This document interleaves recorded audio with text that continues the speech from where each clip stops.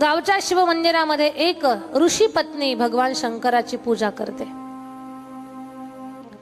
पूजेमध्ये ते निमग्न झाली. गच्च भरलेली थाळी तिच्याकडे आहे प्रसादाची. तिला असं वाटतंय की आता ह्या भरलेल्या थाळीतून काही भाग ही देवी मला जेवणासाठी देईल, मला खाण्यासाठी देईल. ब्राह्मण पत्नी जवळ जाऊन बसली. तिचं छोटस लेकरू म्हणतं, आई मला काहीतरी खायला दे, आई मला भूक लागली. आई म्हणते, थांब बाळा, या ताईची पूजा झाली की आपण तिला काहीतरी खायला मागवू.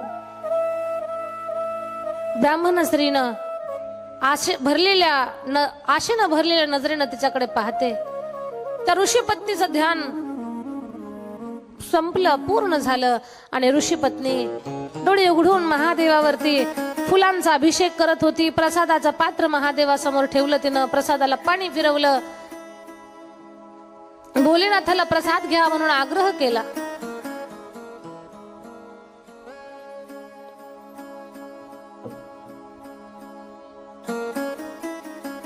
तेवढ्यामध्ये ब्राह्मण स्त्री म्हणते, देवी,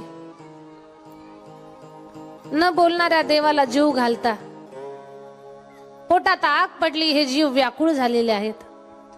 तुमच्या हातामध्ये जो प्रसाद आहे त्याच्यातला आम्हाला काहीतरी खायला द्या. ऋषी पत्नीला दया आली आणि भरलेल्या अंतःकरणाने बिचारी स्त्री म्हणते, काही हरकत नाही ताई, देवाला आता मी नैवेद्य दाखवलाय, हा उरलेला सगळा प्रसाद तुम्ही खा. ब्राह्मण स्त्रीनं तो प्रसाद घेतला आणि पहिला घास स्वतःच्या तोंडात घातला तर त्या प्रसादामध्ये मीठही नाही, चटणी नाही, कसली चवच नाही. चवदार नसल्या कारणानं तोंडात जसा घास घातला तशी थुंकू लागली. थू थू थू थू थू करते. हे काय जेवण आहे का? असा काय प्रसाद आहे का? काय असला प्रसाद आहे?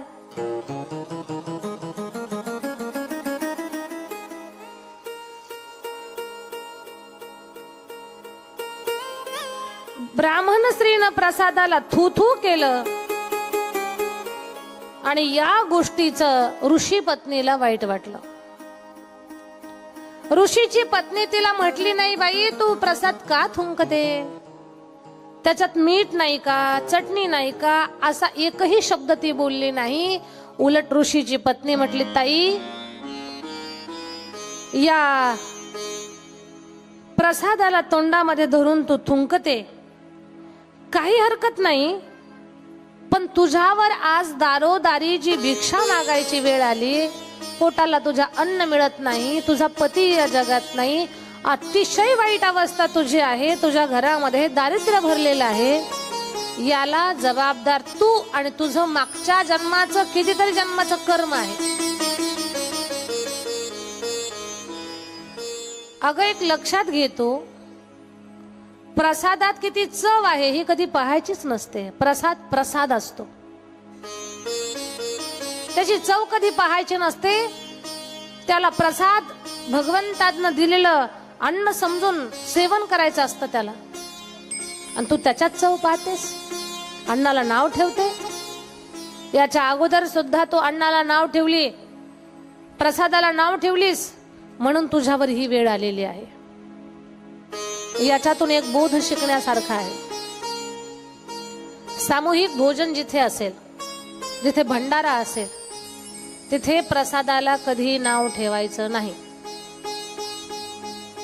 जे असेल ते आनंदानं स्वीकारायचं. आपल्या घरामध्ये सुद्धा पहा, घरातली सगळ्यात वयस्कर माणसं जे असतात, ज्येष्ठ माणसं जे असतात, कधी अन्नाला नाव ठेवत नाही. जे असेल ते गुपचूप आनंदानं खातात. ह्याच्यात मीठच कमी आहे, चटणीच कमी आहे, चवच नाही, भाजीच तू चांगली केली नाही, असं अन्न पदार्थाला कधी नाव ठेवायचं नाही. कारण आपल्या भारतीय संस्कृतीमध्ये अन्नाला केवळ अन्न म्हणत नाही, तर अन्नाला परब्रह्म म्हणतात. अन्न हे पूर्ण ब्रह्म म्हणतात. म्हणून अन्न पदार्थाला कधी नाव ठेवायचं नाही. माझ्या पुरुष वर्गाला, दादा, बाबा, काकांना माझे हात जोडून विनंती आहे, कधी कधी आपल्या पत्नीवरचा राग आपण जेवणाच्या ताटावर काढतो.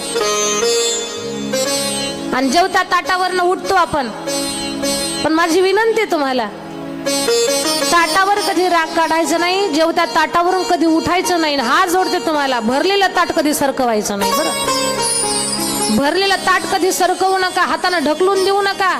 ते पूर्ण ब्रह्म आहे. ज्या लोकांना जेवता ताट ढकलून द्यायची, जेवत्या ताटावरून उठायची आणि अन्नामध्ये कधी हात धुवायचा नाही. ताट भरलेलं आहे, थोडंसं अन्न शिल्लक आहे, त्याच्यात कधी हात धुवायचा नाही. ही ज्या लोकांना सवय असते, माफ करा मला, वर्षभरामध्ये अन्नधान्याचा तुटवडा येतो त्या घरामध्ये. ही मी माझ्या पदरचं सांगत नाही, शास्त्रात सांगितलेलं. लागतंय तेवढं पोटभर खा, एक तर ताटात शिल्लक टाकू नका. नाही तुम्हाला पदार्थ आवडला, नाव ठेवू नका. उचलून गाईला, मांजराला, कुत्र्याला, जे आहेत ना पशु जीवजंतू खातात बिचारे, ते त्यांना द्या. पण प्रसादाला नाव ठेवायचं नाही, जेवत्या ताटात हात धुवायचा नाही, भरलेलं ताट कधी असं ढकलून द्यायचं नाही, ताटावर कधी राग काढायचा नाही. या गोष्टीचं पथ्य पाळायचं. शहाणी माणसं कधी जेवत्या ताटाला, अन्नाला रुसत नाही, फुगत नाही, नाव ठेवत नाही, आहे त्या पद्धतीने त्या प्रसादाचं सेवन करत असतात. हे समजदार माणसाचं लक्षण आहे. माझं बोलणं तुमच्या लक्षात येत आहे असं समजते मी आता. प्रसादाला कधी नाव ठेवू नका. कार्यकर्ते मंडळी जे 4-4, 5-5 घंटे उभं राहून स्वयंपाक करतात इथं, आणि आई तर ताटावर बसलेले म्हणतात भाजी आज तिखटच आहे. आई ते ताटावर बसलेले म्हणतात भात थोडा कच्चाच राहिला. त्यांनी जे केलंय, समोर जे ताट भरलेलं आहे त्या प्रसादाला नाव ठेवायचं नाही. बनवणारे जीव तोडून बनवतात. त्यांची इच्छा असते की चांगला प्रसाद लोकांनी खावा, भरपूर खावा. एखाद्याच अनावधानाने एखादी गोष्ट कमी जास्त झाली असेल, ती काही ठरवून नसते, चुकून झालेली असते. उलट लोकांनी पोटभर खावं याच्यासाठी जीव घालणाराचा एवढा अट्टहास असतो की चांगल्यात चांगला पदार्थ, चांगलं कसं आपल्याला पात्राला देता येईल. आनंदी झाली पाहिजे जेवणारी माणसं. आज जिलेबी, उद्या बालुशाही, परवा बासुंदी, परवा तेरवा जामून, असं एक अन्नदानामध्ये स्पर्धा असते खाऊ घालणाराची. आषाढीच्या वारीमध्ये, पालखी सोहळ्याच्या मार्गावर काय लोकांचा अन्नदानासाठी अट्टहास चाललेला असतो. एक एक पदार्थ लोकांना जो कधी स्वप्नातही पाहिला नाही असा पदार्थ ताटाला असतो. आनंदानं खाऊ घालतात लोक. का बरं? असा प्रसाद खावा की त्या प्रसादानं खाणाराचं पोट भरावं, त्यांनी तृप्त व्हावं, आणि पोट भरलं की भरपूर आशीर्वाद द्यावा. आताच्या काळामध्ये लोक जीवावर येऊन पंगत घालत नाहीत, आनंदानं पंगत घालतात. उगी जीवावर आलंय, करा पिठलं, करा भाकरीन, खा तुम्ही, तसं नाही. उल्हासानं, भक्तिभावानं एक एक पदार्थ लोकांनी आपल्या हातचा खावा, आपल्या घरचा खावा, याचा अट्टहास करतात लोक. खूप छान अन्नदान करतात. अन्नदाते चांगलं अन्नदान करतात. मग खाणाऱ्यानं त्याच्यामध्ये कधी त्रुटी काढायची नाही, त्याचा दोष काढायचा नाही. आणि पहा ना, भंडाऱ्यामध्ये तर कधी उन्ह धुणं काढायचंच नसतं. भंडारा जिथे असतो ना जेवणाचा, तशा ठिकाणी ऋषीची पत्नी म्हणते, बाई तुझ्यावर ही दारोदार भिक्षा मागायची वेळ आली ना, याला तुझं कर्म जबाबदार आहे. कित्येक जन्माचं कर्माचं गाठोडं घेऊन आलीस, अन्नाला नाव ठेवत ठेवत ठेवत माणूस म्हणून जन्माला आली, ना आताही तू प्रसादाला नाव ठेवते, मीठ नाही चटणी नाही. अगं भगवंताचा तो प्रसाद आहे. देवानं जे अन्न दिलंय त्याला नाव न ठेवता भगवंताचे धन्यवाद म्हणून त्याचं सेवन करावं आपण.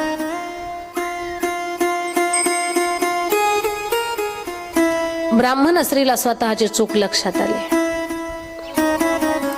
आणि ब्राह्मण स्त्रीनं कान पकडले, हात जोडले, माफी मागितली. माफ करा देवी, मला आठवतंय, जेव्हापासनं मला कळतंय तेव्हापासनं मी अन्नाची निंदा केलेली आहे, जेवत्या ताटाची निंदा केली. आता मला कळतंय माझ्यावर ही जी वाईट वेळ आलेली आहे हे माझ्या कर्माचं फळ आहे. पण आजपासून मी प्रसादाची निंदा करणार नाही. पण माझ्याकडनं घडलेला दोष, आतापर्यंत घडलेला दोष, त्या दोषातून मी मुक्त व्हावी, याच्यासाठी मी काय करू मला सांगा. सांगितलं ऋषीच्या पत्नीनं, हे ब्राह्मण स्त्री, तू प्रदोषचं व्रत कर, तुझ्याकडनं घडलेला दोष निघून जाईल. पूर्ण दिवस निराहार राहून, फळांचं सेवन करून प्रदोषचं व्रत केलं. ज्यांनी प्रदोषचं व्रत करतात त्यांनी निराहार राहावं. फलाहार केला तर काही हरकत नाही. संध्याकाळच्या वेळेला भगवान शंकराच्या मंदिरामध्ये जावं. मीठ नाही, जास्त स्वादिष्ट नाही, कमी स्वादिष्ट असणारं पक्वान्न तयार करावं, महादेवाला प्रसाद दाखवावा आणि उरलेला प्रसाद सेवन करावा. अशा पद्धतीने प्रदोषचं व्रत करावं. जास्त चमचमीत त्या दिवशी खायच्या भानगडीत पडू नये. चटकदार मसालेदार जास्त पदार्थ खाऊ नये. साधं जेवण त्या दिवशी करावं.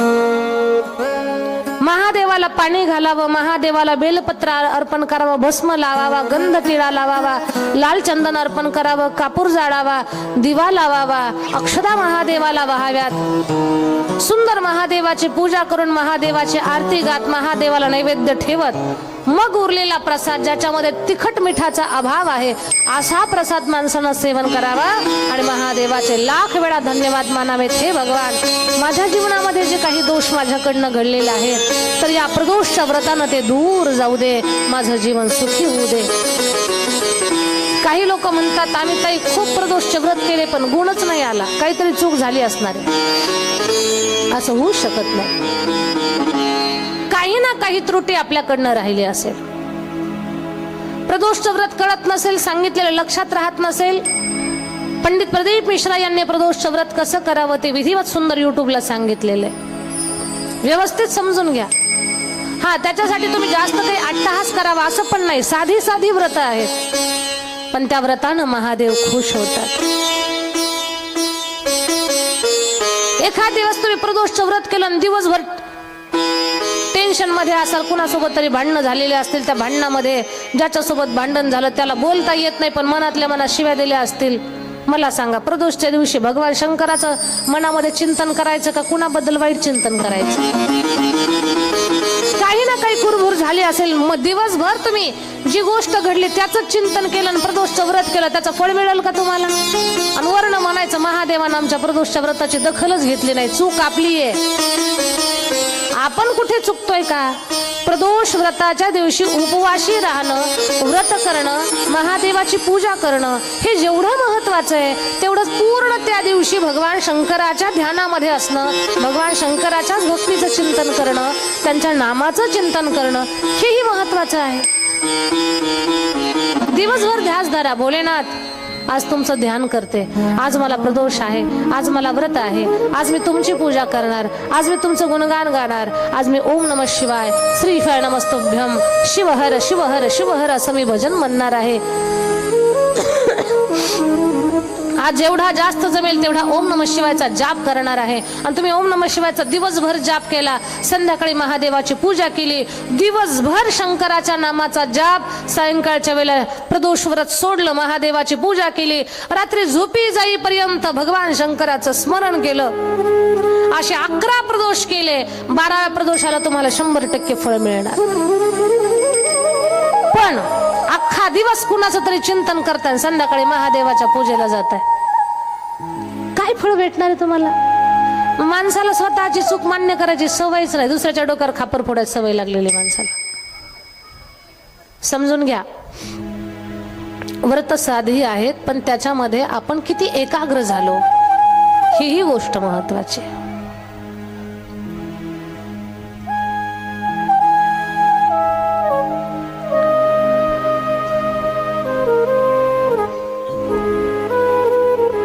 अशा पद्धतीनं भोळा महादेव त्याचं साधं सरळ व्रत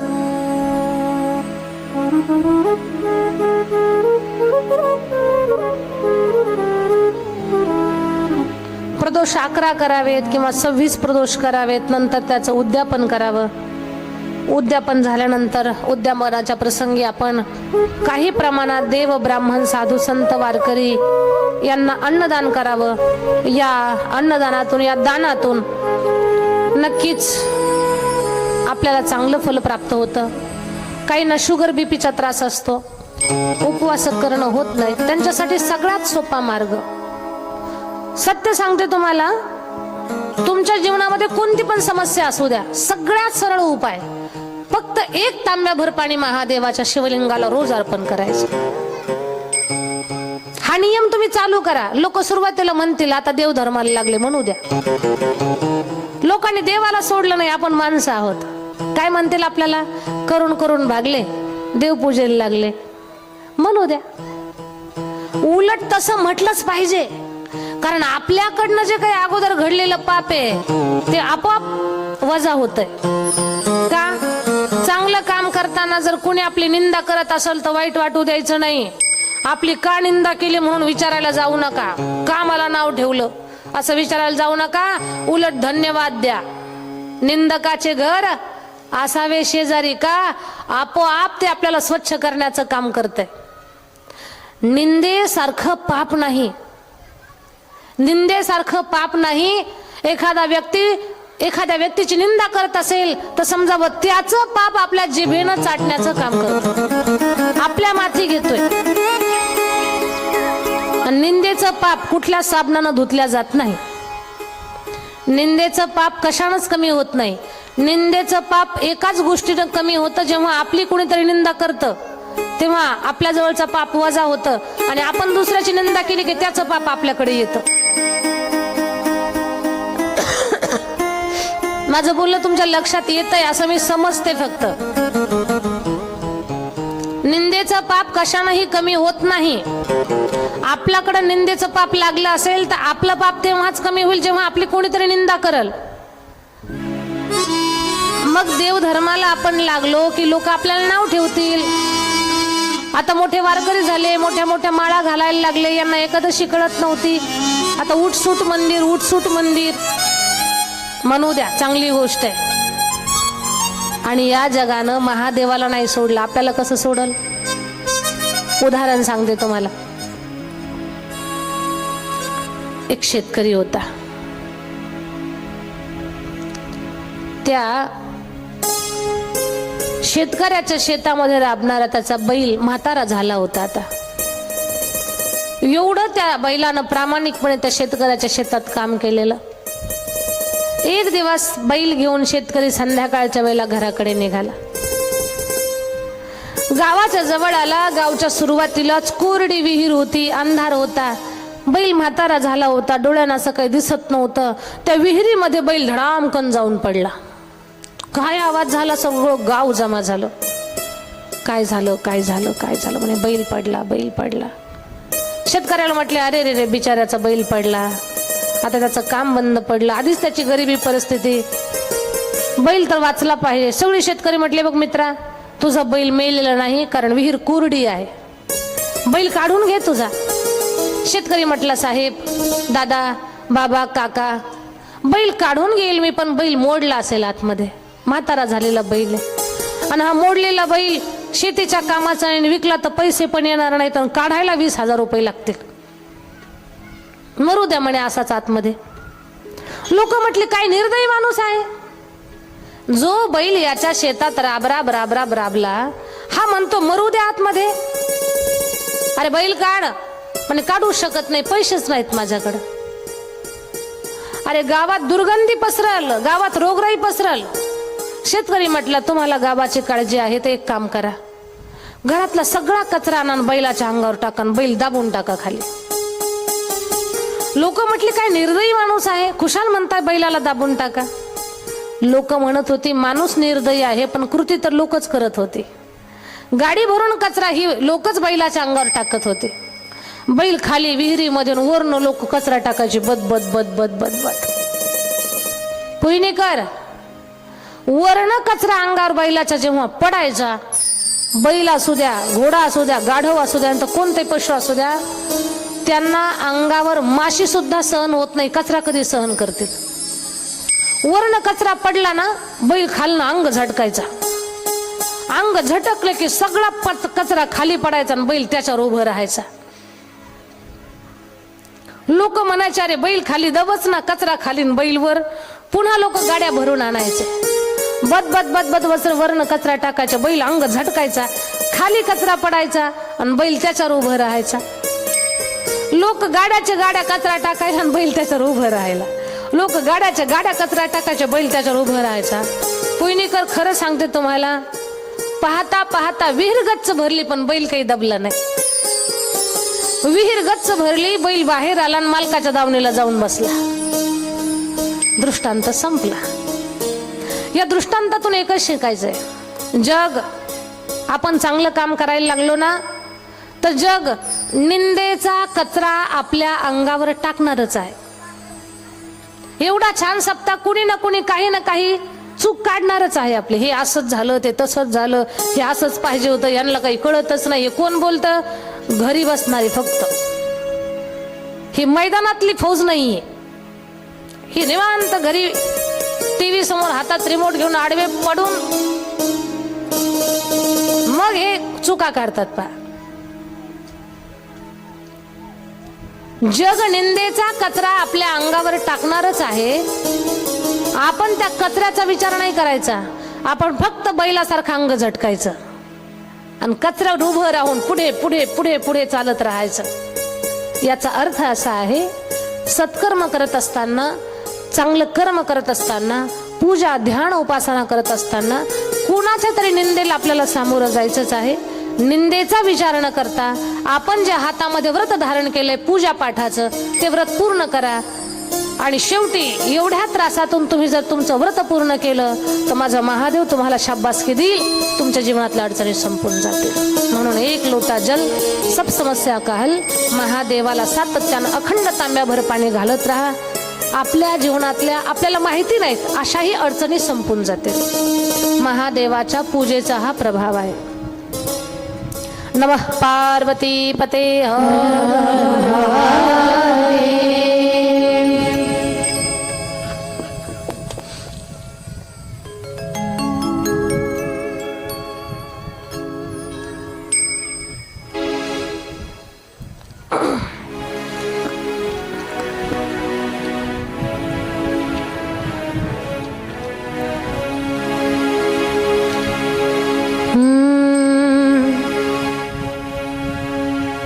भोलेनाथ से